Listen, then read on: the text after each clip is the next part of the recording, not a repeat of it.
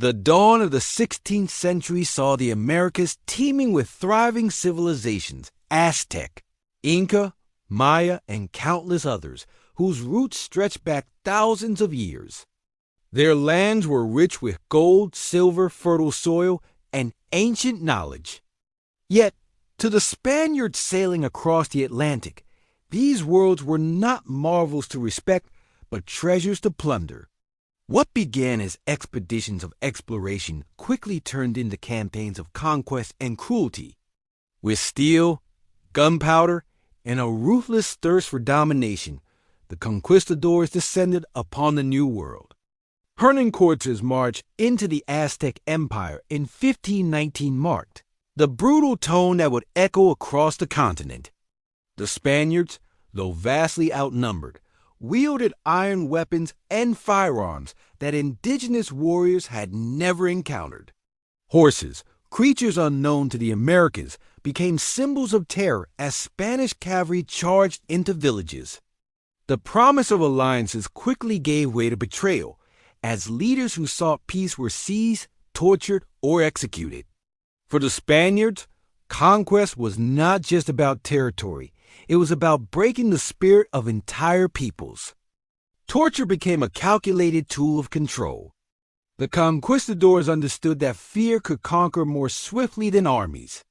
Captives were strung up on wooden frames, their bodies stretched until bones cracked and joints tore apart. Others were burned alive, accused of resisting the Christian faith. Indigenous nobles were subjected to grotesque punishments, to force confessions about hidden treasures. In the shadow of crosses and banners, the screams of the tortured became the new language of submission. In Hispaniola, one of the first islands to feel the full weight of Spanish conquest, cruelty reached unimaginable levels. The Taino people, who had welcomed the Europeans with gifts and hospitality, soon found themselves enslaved under the encomienda system. They were forced to mine gold under grueling conditions, whipped if they faltered, and executed if they resisted. Entire villages were burned when quotas were not met. Mothers watched their children sold or slain, while husbands were crushed under chains too heavy to bear.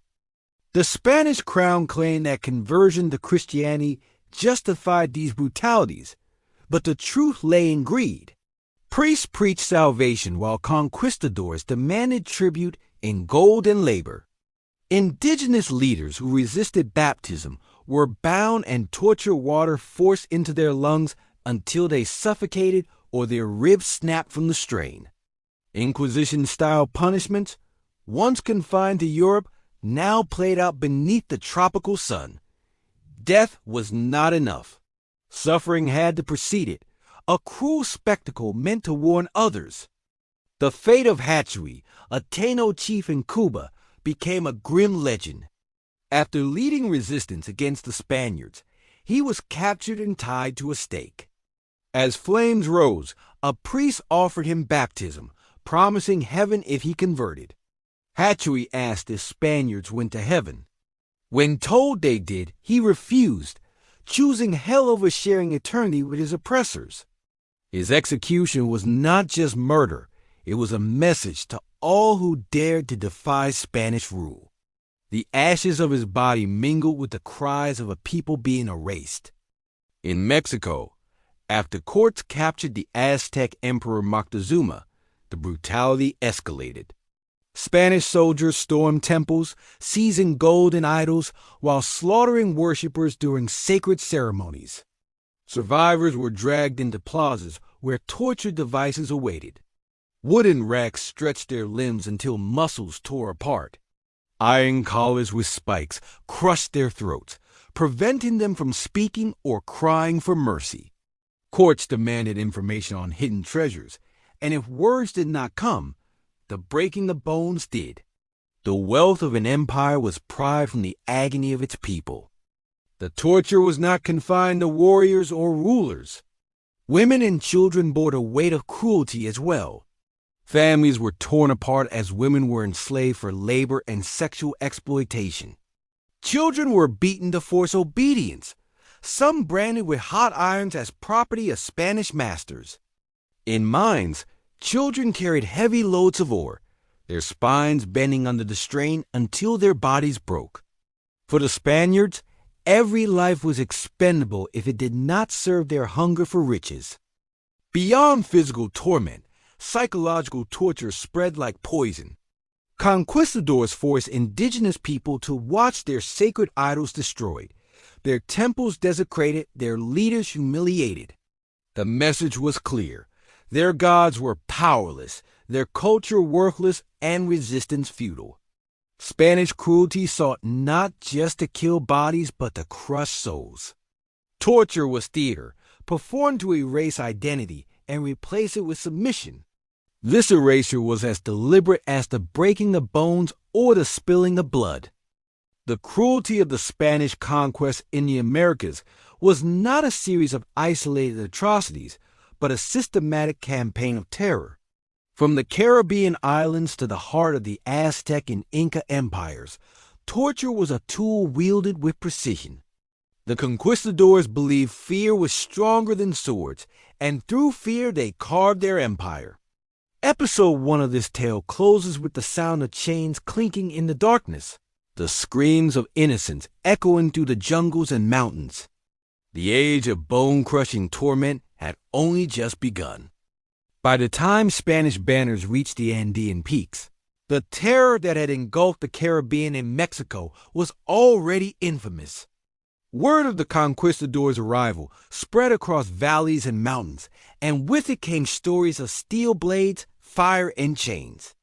Yet the Inca, guardians of a vast empire spanning from modern-day Ecuador to Chile, could not have fully grasped the cruelty awaiting them. Francisco Pizarro, hardened by years of bloodshed, landed with a small but merciless band of men, bringing death as his most potent weapon. The Inca Emperor Atahualpa was deceived before he was destroyed. Invited to a meeting in Cajamarca, he arrived with thousands of attendants, confident in his divine status and the sheer strength of his people. But the Spaniards had prepared a trap. As the emperor was handed a Bible and asked to convert, he cast it aside, confused by the gesture. This rejection became the Spaniards' excuse for slaughter. Cannons roared, horses charged, and blades cut down hundreds in minutes.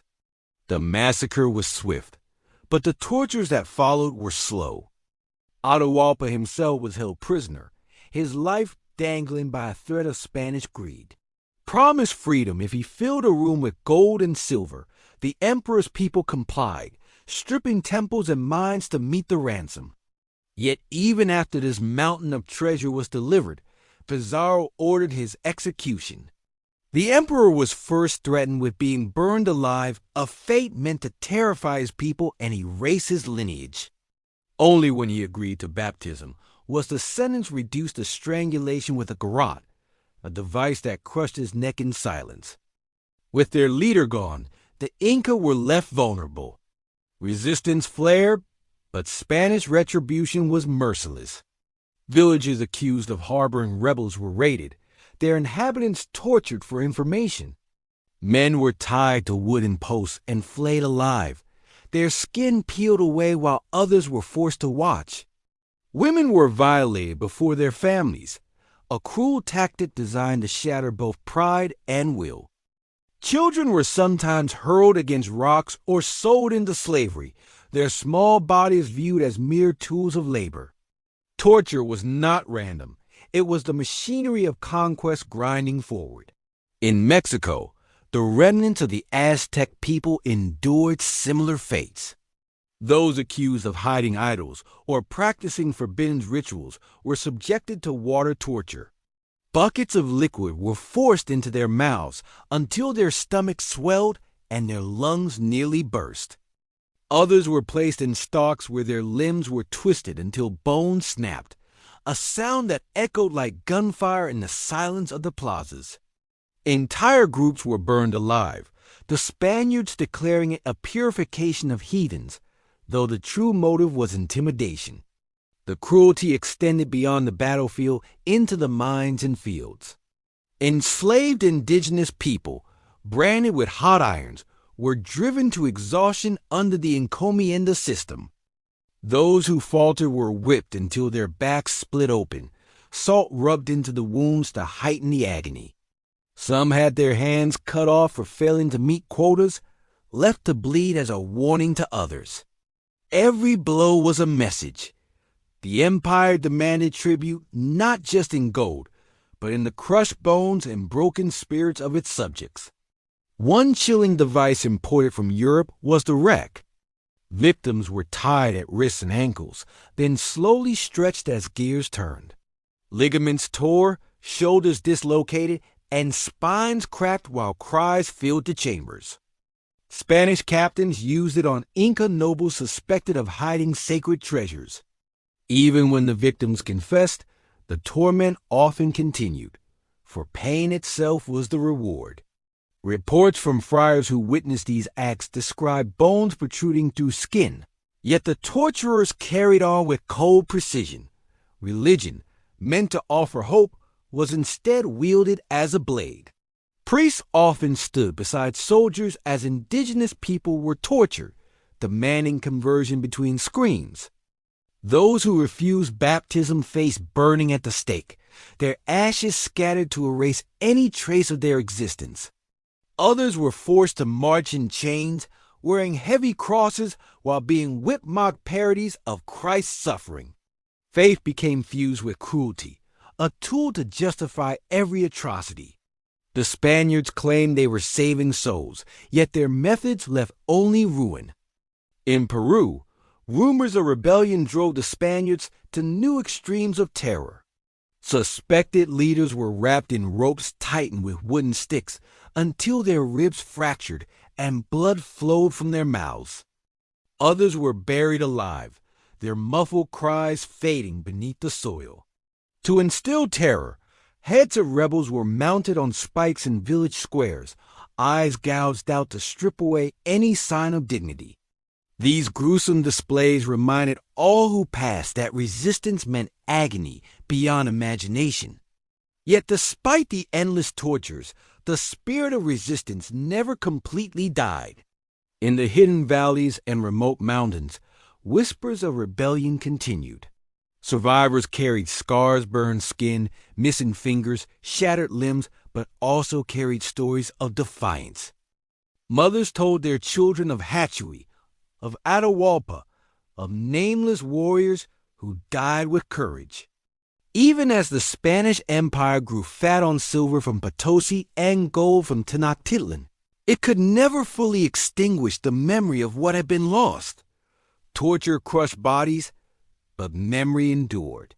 Episode 2 closes in the blood-soaked streets of conquered cities, where gold gleamed under Spanish hands and bones lay scattered like broken idols. The conquistadors had carved their empire with swords and racks, fire and chains, and the wails of the tortured echoed from one ocean to the other. Yet beneath the silence they imposed, a slow rage brewed, promising that one day the oppressed would strike back. The empire of pain had reached its height, but its legacy would haunt centuries to come. As Spanish domination spread deeper into the Americas, torture became the silent foundation of their colonial rule. Villages that once thrived with laughter and markets now echoed with cries of despair. The conquistadors had already shattered empires, enslaved nations, and crushed resistance. Now, in the decades that followed, the machinery of cruelty became institutionalized. What had begun as battlefield terror evolved into daily oppression, weaving pain into the very fabric of life under Spanish rule. In the mining towns of Potosi, men, women, and children were forced into tunnels that swallowed lives as swiftly as they yielded silver. Those who resisted labor were beaten with iron rods or had their ears cut off to mark them as rebels. Many never returned from the mines, their lungs blackened with dust and their bodies broken by collapsing shafts. Torture was not always about immediate agony. Sometimes it was the slow destruction of life through endless toil. The Spanish called it tribute. the natives called it death by inches. The encomienda system, which claimed to offer protection in exchange for labor, became little more than legalized slavery. Indigenous families were divided, forced to serve Spanish masters who treated them like beasts. Whips cracked across backs until flesh split, chains bound ankles until they bled, and food was withheld as punishment. Women often endured a double torment, made to work during the day and subjected to the predations of their masters at night. Torture was no longer confined to punishment. It was the rhythm of colonial existence. Religious zeal amplified the cruelty. The Inquisition, already notorious in Spain, found fertile ground in the New World. Those accused of clinging to their ancestral beliefs were tortured until they confessed to worshiping demons. Victims were strapped into iron chairs heated with fire, their skin blistering while priests demanded repentance.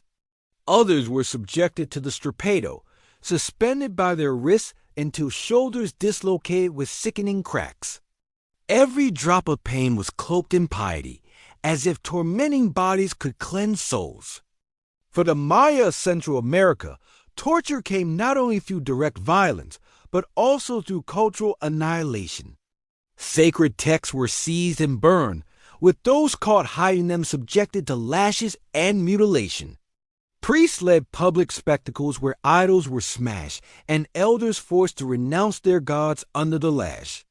Those who refused were hanged slowly, their feet barely touching the ground as they strangled over hours.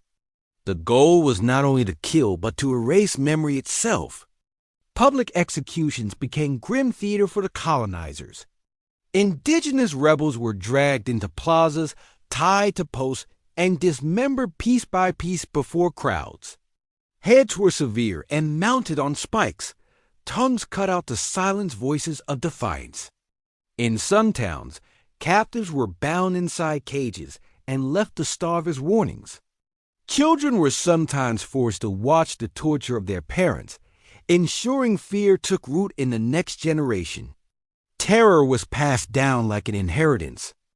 The brutality also extended to African slaves brought to the colonies, who suffered alongside indigenous peoples.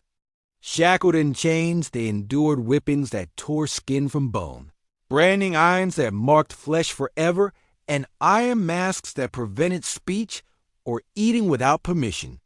Runaways, when caught, were subjected to mutilation, ears cut off, Achilles tendons severed, or limbs hacked away. The Spanish Empire did not discriminate in its cruelty. Any who resisted, regardless of origin, faced unimaginable torment. Yet despite the suffocating weight of oppression, resistance flickered like embers refusing to die. In the Andes, guerrilla fighters ambushed Spanish caravans, even as their captured comrades were tortured to death. In Mexico, underground rituals preserved fragments of Aztec faith, carried forward in whispers despite the risk of execution. Among the Taino, stories of Hatchery's defiance lived on, inspiring new generations to see martyrdom not as defeat but as dignity. Torture had crushed bodies, but it could not completely silence memory. Spanish cruelty also sowed seeds of rebellion beyond the native populations. Missionaries like Bartolomé de las Casas, horrified by the atrocities, spoke out against the empire's inhumanity. He described men burned alive, infants dashed against rocks, and whole villages exterminated by sword and flame. His accounts revealed torture not as rare excess, but as systematic policy. Though his words could not undo the suffering, they exposed the empire's darkness to the wider world, planting doubts about the supposed glory of conquest. By the 17th century, the Spanish Empire had secured its hold, but its triumph was built on skeletons. The echoes of screams haunted the mountains, rivers, and forests where once great civilizations had flourished. Millions were gone, some killed in open slaughter, others in hidden chambers of torment, and many more in the slow torture of forced labor. What remained was a legacy carved into the land itself, Scars where villages had been burned, mines filled with bones, and plazas where the condemned had died. Episode 3 closes not with the clang of chains or the roar of fire, but with the silence left behind. The tortures of the Spanish Empire in the Americas were not just acts of cruelty, they were deliberate instruments of domination, used to fracture civilizations and rebuild them in Spain's image. Yet even centuries later, the memory of the bone-crushing torment lingers. It whispers through ruins and mountains, a reminder that empires may rise in blood, but their sins are never forgotten.